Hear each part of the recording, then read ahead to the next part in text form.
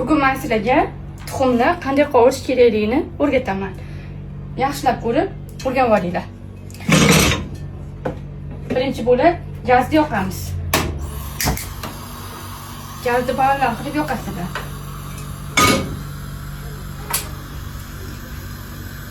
Qozonga yog' solamiz. Mana.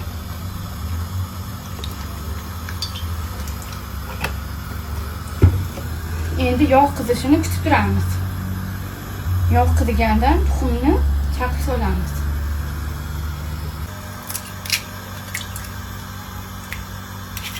Tuxumni soldik.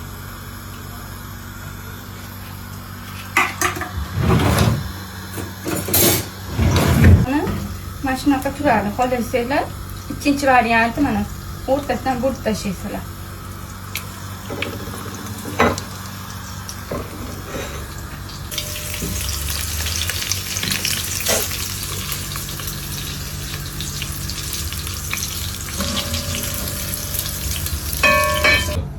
Mana tuxumimiz pishdi.